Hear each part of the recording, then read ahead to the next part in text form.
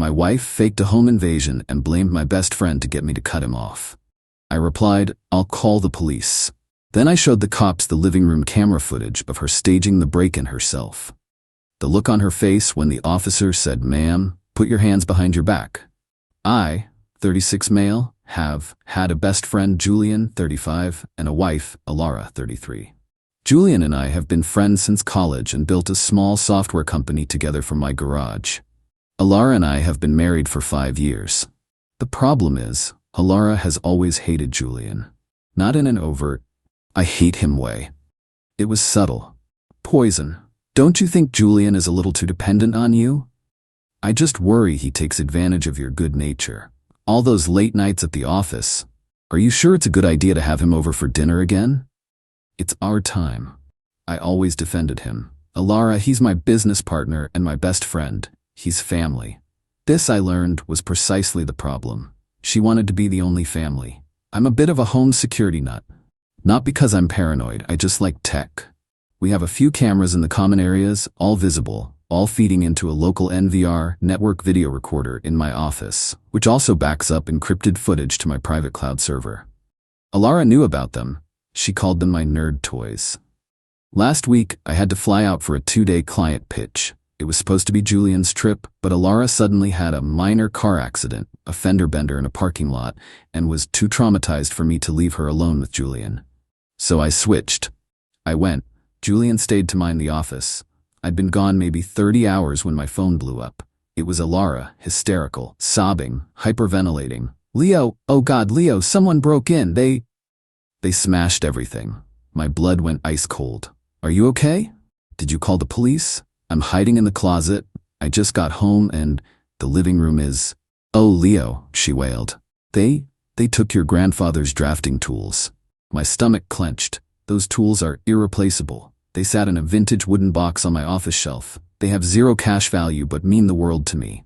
"Alara, hang up and call 911. I'm getting the next flight." "No, wait," she shrieked. "Leo, I think I saw who it was. When I pulled up, someone ran out the back. He was wearing that green jacket, the one Julian always wears." Silence.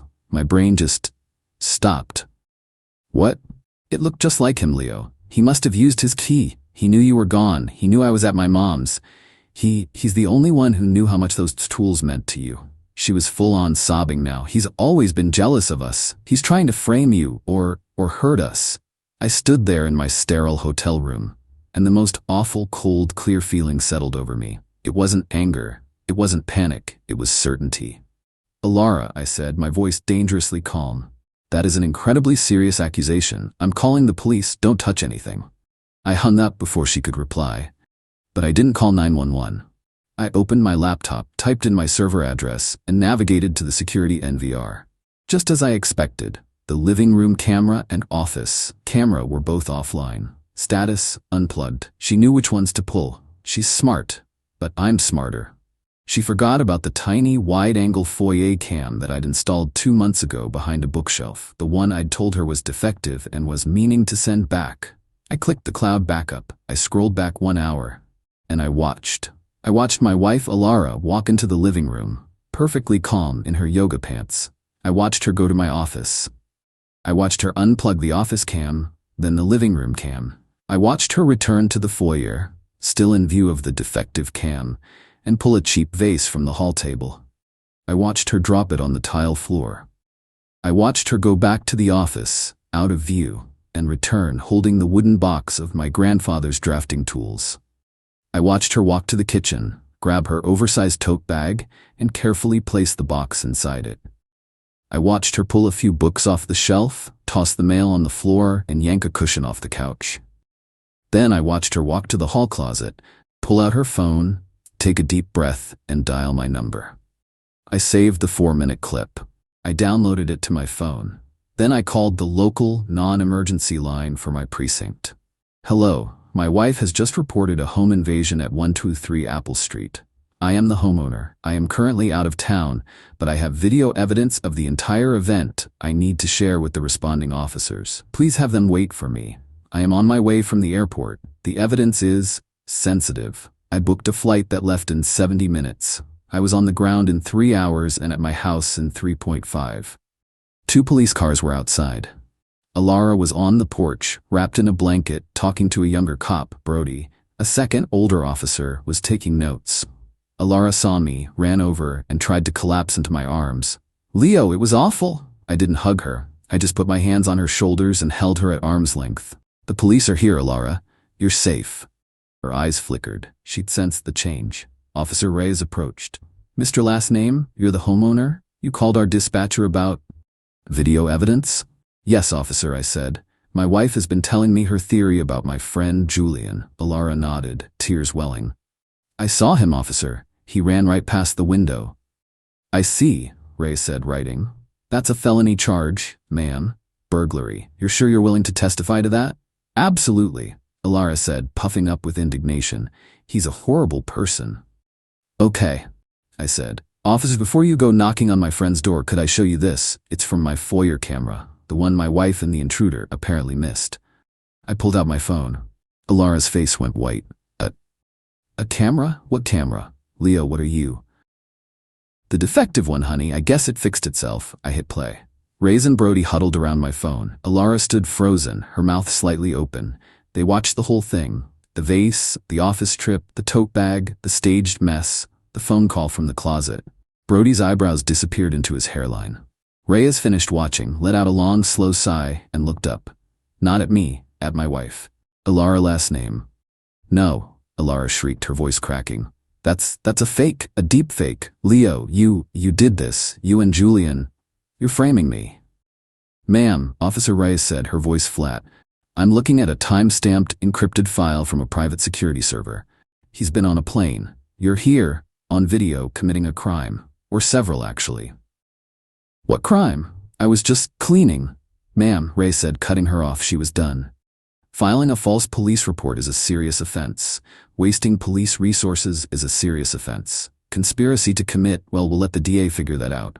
Put your hands behind your back. The look. It wasn't sadness. It wasn't remorse. It was pure, unadulterated rage. The look of a cornered animal.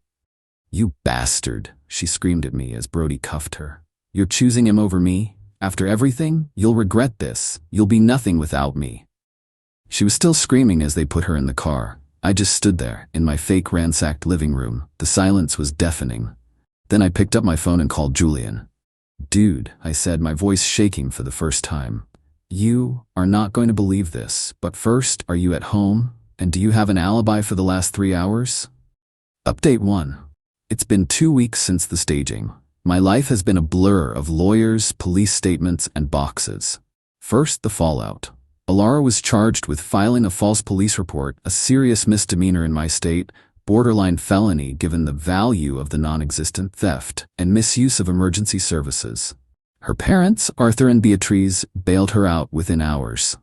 She's staying with them. I filed for divorce the next day. I retained the best and most shark-like lawyer in the city. When I showed her the video, she didn't even smile. She just said, "Oh, this is clean. Very clean." I had a locksmith change the locks and reset all the garage codes within an hour of her arrest. My lawyer immediately filed for an emergency motion, granting me exclusive use of the house, premarital asset bought and paid for by me before I ever met her, which the judge signed off on instantly given the circumstances, i.e. wife faking a crime. Now, the entitlement. It began with her parents. I got a call from her father, Arthur. Not a "how are you," but a demand. Arthur, Leo, you need to call off your lawyers now. That's not happening, Arthur. You are destroying our daughter. You have humiliated her. This is a family matter, and you brought the police into it. You don't do that. Me. She tried to have my best friend arrested for a felony, Arthur. A man who has never been anything but kind to her. She tried to ruin his life. She was just desperate for your attention, Leo. She loves you. She sees how that man dominates your time and your business. She just wanted you to see. A wife has a right to be the center of her husband's life. You owe her that. Me. I owe her nothing. She's a criminal. I'm having her belongings packed and sent to your address. Don't call me again. I hung up. Then came the dirty trick. I got a fraud alert from my bank. I'd frozen all her supplementary credit cards on my accounts. She was just an authorized user the night of the arrest. Apparently, Alara had called the bank, claimed I had stolen her wallet, and was trying to report me for financial abuse. She was trying to get a new card with a new number, issued and overnighted to her parents' address. The bank rep, "Sir," she was very convincing. She said you were unstable and had violent outbursts. But since you, as the primary account holder, had already placed a security freeze, it triggered a high-level review. Me. Please note on the account that she is not to be trusted, that she is currently facing criminal charges, and that any attempt to access my accounts is fraudulent. I forwarded that little tidbit to my lawyer, who added it to the growing Alara's bad faith actions file for the divorce. Julian is rattled. He had to give a formal statement to the police, confirming he was at the office. Security-badged entry logs confirmed it, lol, and had no knowledge of any of this. The police found my grandfather's drafting tools in the tote bag in the trunk of Alara's car, right where I told them it would be. They're still in evidence pending the trial. I can't even get them back yet. That, more than anything, makes me furious. Now, Alara's legal strategy is something. Her lawyer is trying to claim extreme emotional duress. She's painting me as the villain. Her claim, I was a cold, unavailable husband who was emotionally abusive through my codependent relationship with Julian. She's arguing that she's the real victim, and that the video was taken without her consent, and is inadmissible. My lawyer just laughed. It's a common area, not a bathroom. It was for security, not voyeurism. And the charges aren't for what she did on the video, the staging. The charges are for lying to the police, which she did, verifiably. After the video was taken, she's toast. This is a mess. I'm sleeping in the guest room because I can't stand being in the master bedroom. I'm packing her stuff myself. Found a stash of receipts for hotels and dinners. All for one. Or so they say. My lawyer's looking into it. She really thought she could get rid of Julian, have me all to herself, and I'd just... What? Thank her? The delusion is staggering. Update 2. It's been a month. The entitlement has, as one of you predicted, gone supernova and achieved a kind of toxic godhood. First, the flying monkeys. I'm not on social media much, so she couldn't do a public smear, plus her lawyer probably told her not to, given the criminal charges.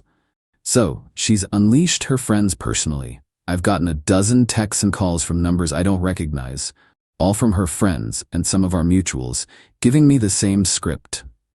Leo, you're being so cold. She's a victim. She just made a mistake. Are you really going to ruin her life over one mistake? You know, Julian always had a weird vibe. Are you sure he didn't do something to provoke her? And my personal favorite from her maid of honor. Don't you know women just do things like this when they feel unheard? She was just crying out for help. You should be in therapy with her, not in court against her. I replied to that one. She cried help by trying to send an innocent man to prison. Blocked. My block list is now impressively long. The divorce battle. Alara is now, and I am not joking, demanding the house, my premarital asset, half of the business, claiming she was an unpaid emotional support partner and consultant, LMAO, and $10,000 a month in alimony.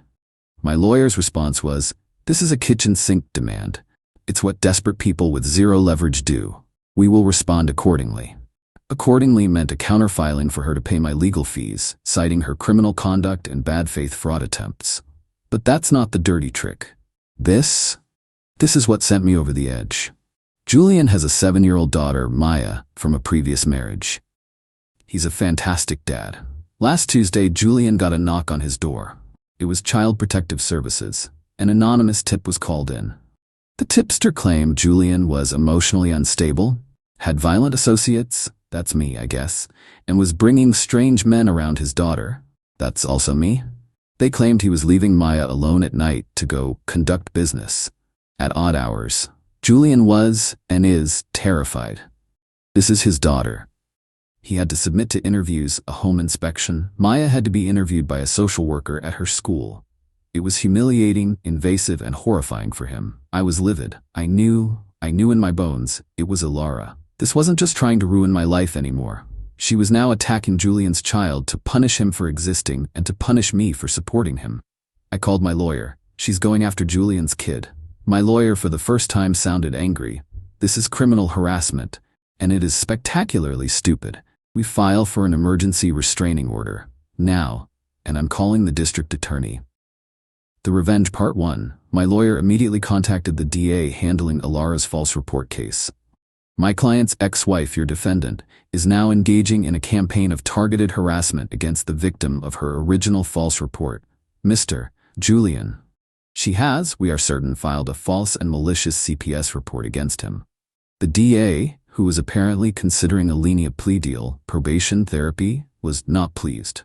This moved Alara from foolish, jealous wife to malicious, ongoing public threat.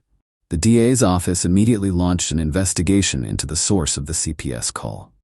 The Revenge Part 2. Simultaneously, my lawyer had one of his partners draft a civil suit, Julian v. Alara, last name.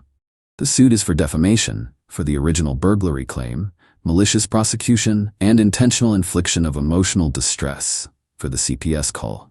This is no longer just my divorce. This is a separate, massive lawsuit from Julian seeking significant damages for the attack on his reputation and his family. The fallout. The CPS case was, of course, closed as unfounded within 48 hours. Julian is a model father, and the claims were transparently absurd. But the stress and fear are real. Alara's parents called me, screaming this time. Arthur, a lawsuit? You're suing her? She has nothing. You're trying to take our money. You should be proud. Your daughter just escalated from a liar to a child endangerer. She tried to take Julian's daughter. So yes, we are going to take everything. You're a monster, Leo. A monster. No, Beatrice, I'm just the guy holding the camera. Your daughter is the one staging the horror movie. You're all going to have to watch it. I hung up and blocked their numbers too. Julian and I met last night. He looked exhausted. I'm sorry, man, I told him, and my voice cracked. I'm so sorry. I brought this person into our lives. I should have seen what she was. Julian just looked at me. You didn't. She fooled you. She fooled everyone. But she's not fooling anyone now. We finished this. Together. She crossed a line. A big, bright, uncrossable line. She went after a kid. No more mercy. No more holding back. My lawyer is cleared to burn it all to the ground. Final update. It's been 6 months. It's over. Here's how the house of cards Alara built finally came down. The criminal case, the DA's investigation into the CPS call, was the kill shot. They subpoenaed the records for the anonymous call. It came from a prepaid burner phone app, but the app was purchased on an iTunes account, which was registered to Beatrice, Alara's mom. When confronted, Beatrice and Arthur tried to take the fall. They claimed they made the call, that they were genuinely concerned for Maya's welfare after Alara told them how unstable Julian and I were. The DA didn't buy it for a second. They saw it as a clear conspiracy. Alara was facing a trial for the false report and new felony charges for the CPS report, conspiracy, criminal harassment. Her lawyer finally saw the writing on the wall. She was offered a global plea deal. She pled guilty to 1 count of filing a false police report and 1 count of criminal harassment. Her sentence, no jail time. This is the realistic part I was prepared for. First-time offender, nonviolent. 2 years of stringent probation, a $10,000 fine. 1,000 hours of community service. Mandatory psychiatric evaluation and court-ordered therapy/anger management for the full 2 years. A permanent, 10-year restraining order forbidding her from contacting me, Julian, or his daughter Maya. Violation means immediate jail time. The divorce. Her guilty plea in the criminal case absolutely gutted her divorce claims. The judge in a pretrial hearing basically told her lawyer that her demands were frivolous and offensive. The house, I keep it, 100%. Premarital, and her conduct, specifically faking a crime in it, voided any claim of contribution she might have had. The business, I and Julian keep it, 100%. Her claim of being an unpaid consultant was dismissed with extreme prejudice. Alimony, 0, none. The judge cited her egregious criminal conduct against her spouse's business partner as an act of economic dissipation against the marriage. But, and this is the part that stings, the part that makes it real. I didn't get out clean. We had to split the liquid assets accumulated during the marriage. This meant I had to liquidate a brokerage account and write her a check for her half. It was for $82,450. It felt like swallowing glass. I had to pay her to leave after everything. I wasn't a hero who lost nothing. I took a real, painful financial hit. She was smirking when her lawyer told her the number. The civil suit, Julian's revenge. This is where the justice happened. Alara's parents, Arthur and Beatrice, were also named in the civil suit as co-conspirators in the CPS harassment. They were facing a public, humiliating trial. Their lawyer advised them to settle, quickly. They settled out of court. The evidence, the guilty plea, the iTunes trace was undeniable. The settlement amount? $100,000. $80,000 of it went to Julian for legal fees, damages, and therapy for him and Maya. The other $20,000 was a mandated, court-overseen deposit into a college trust fund for Maya, which Alara and her parents are forbidden from ever touching. So let's do the math. I paid Alara $82,450. Alara and her parents, who had to foot the bill, paid Julian and his daughter $100,000. I essentially paid my best friend's damages via my psycho ex-wife. It's the most bizarre, karmic, and satisfying transfer of funds I've ever seen. That smirk was wiped right off her face when her civil lawyer told her the settlement would eat her entire divorce payout, and then some. The aftermath. My grandfather's drafting tools are back from evidence. They're on my desk. They look the same. Julian and I are fine. The business is fine. His daughter is fine. Our friendship is obviously stronger than ever. I hear through the grapevine, a former mutual who apologized profusely, that Alara is living in her parents' guest room. Her $10 fine and community service start next month.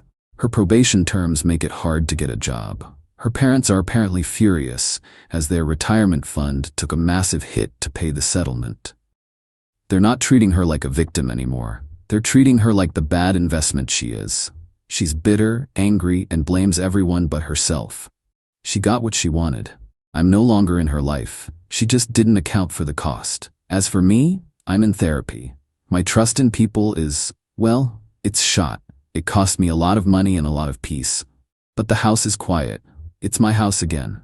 I sold her furniture and bought a new couch. It's over. She played a stupid, evil game and she lost.